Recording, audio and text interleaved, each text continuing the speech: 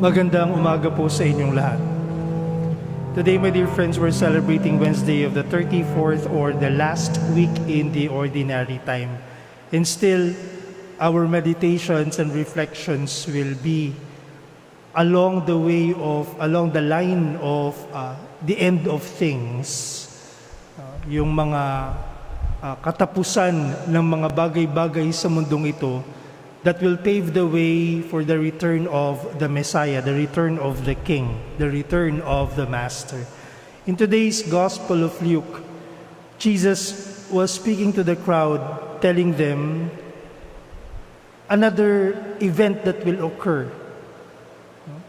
from that moment of His coming more than 2,000 years ago and hanggang sa Kanyang pagbabalik, that in between, another event that will occur. And what is that? Sabi niya, they will seize you and persecute you. They will hand you over to the synagogues and to prisons, and they will have you led before kings and governors. They will seize you, and they will persecute you. One of the classic questions of man is the argument on suffering. Mabait naman ako, Father, Bakit kailangan kong danasin to? Nagsisimba naman ako lagi, Father. Tumutulong naman ako lagi. Mapagmahal naman ako. Bakit kailangan mangyari to? The evil of suffering. The question of suffering. I remember this scene in that series, The Crown. It's the story of the royal family. And in that series, there is this scene wherein the grandmother of Elizabeth was speaking to her. Queen Elizabeth, in her young age as a queen, was airing her sentiments to her grandmother, telling her, it's so difficult to address the issues of this nation. Sabi niya gano'n, ang hirap-hirap ng buhay. The burden is so heavy on my shoulders. But I have to be objective and impartial, not clinging to anyone or anything. It's so difficult, sabi niya gano'n. But the truth is, I have not done anything yet. Sabi ni Queen Elizabeth, wala pa akong nagagawa kasi bata pa siya bago pang queen. Kakamatay lang ng kanyang tatay na hari. And then the grandmother said, to do nothing is the most difficult thing to do. Sabi niya, to do nothing is the most difficult thing to do, because you cannot be not impartial, or you cannot be impartial always.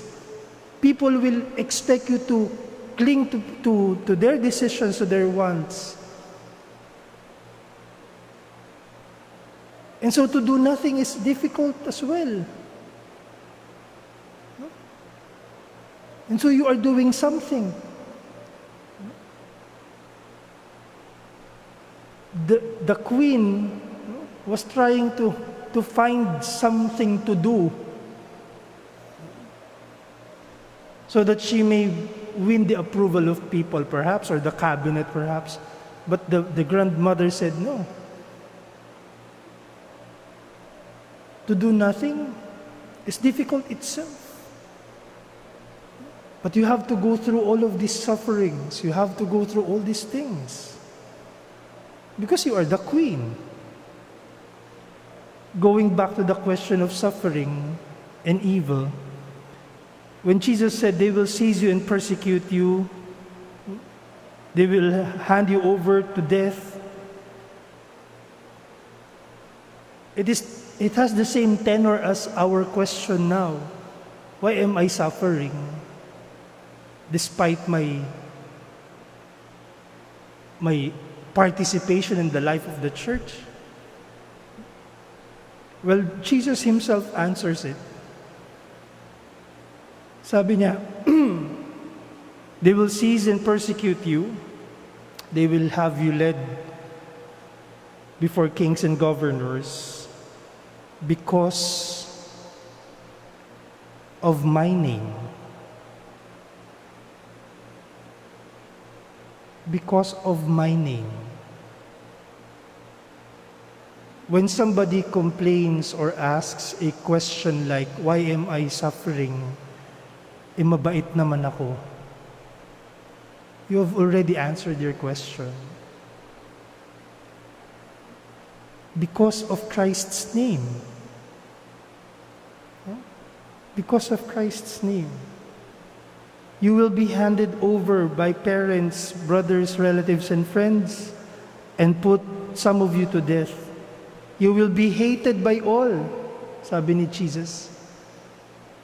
Why? Because of my name.